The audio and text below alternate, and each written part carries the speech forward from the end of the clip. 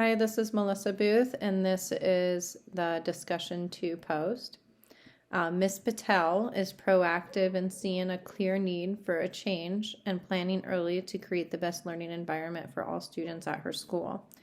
I believe she has the children's best interests at heart. However, I do not agree with Ms. Diaz's recommendation as Ms. Patel does.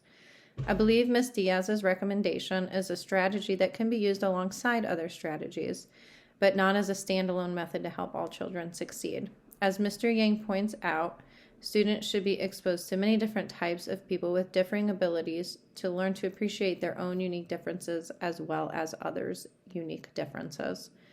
I agree with Mr. Yang. I have a personal experience with long-term ability grouping in this manner that leads me to believe this method of grouping should not be the only method used to educate children. When I was attending elementary school in the 1980s, long-term ability groups were the common standard method of grouping students. We were often grouped into 3 different reading groups and 2 different math groups. We would even move from one teacher to another during our group learning sessions so that only one teacher would teach one group level. This definitely made teaching easier for the teachers, as they only had to focus on their group's reading or math level and avoid having to differentiate instruction. However, because we were grouped according to ability, we began to quickly identify ourselves with our abilities as opposed to deeper and more profound aspects of our identities. We were either good readers, average readers, or poor readers. We were either good at math or bad at math. I believe this led to students feeling discouraged and a lack of motivation to continue learning. What these teachers did not seem to take into consideration were the assets each student could bring to a group beyond fluency. Some students who struggled with reading fluency may have had good comprehension skills. Some students who struggled with mathematical formulas may have had greater insight into how math concepts apply to everyday life.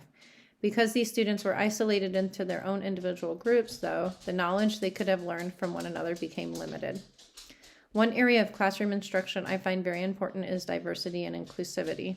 I believe students should be exposed to a variety of people from different backgrounds and cultures and belief systems, including children who look and think differently than them. Our society is a community. When we work together, we accomplish so much more. In this same way, the classroom environment is a community and a miniature example of how the world should work for all people. If we want a better world in which we all communicate and cooperate and respect one another and each and every one of our differences, we need to start teaching our students these ideas from as early as they first walk into our classroom doors. Because I believe so strongly in this ideal, I do not believe long-term ability groups are the only method of academic instruction that we should follow. That being said, I do not believe there is anything inherently wrong with using ability groups like learning cycle groups in conjunction with other grouping methods as an option for certain lessons and reiteration of content. Learning cycle groups work well when students of similar learning abilities and styles need to review and practice previous concepts to reach mastery of certain skills. However, I ultimately believe a flexible grouping strategy is the most effective way to make sure students are both learning academic concepts and focusing on social emotional learning skills, as well as gaining experience with diversity and inclusion. Academic goals are only part of the whole picture of a child's education. And as educators, we need to make sure we are focusing on all our students' goals that lead to success later in life, including how to cooperate with others and develop healthy relationships. For these reasons, I prefer utilizing grouping that emphasizes teamwork and cooperation as much as possible.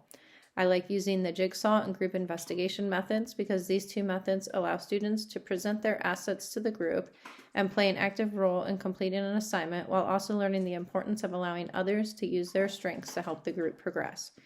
Students learn from one another just as much as they learn from their teachers, and allowing peers to guide one another in the educational process teaches cooperation as well as personal autonomy, responsibility, and pride in one's own work as they see their work help move everyone forward in their understanding and completion of the assignment.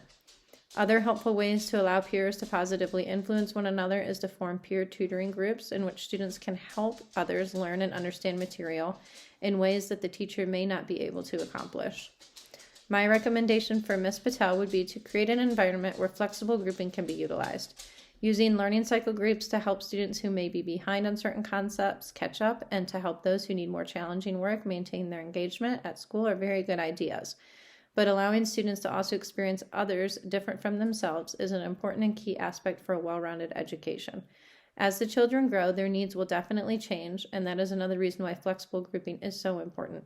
We need to be able to change and adapt to the many different life challenges that affect our students so that we are making sure all our students are always learning and progressing and their changing needs are always being met. Thank you.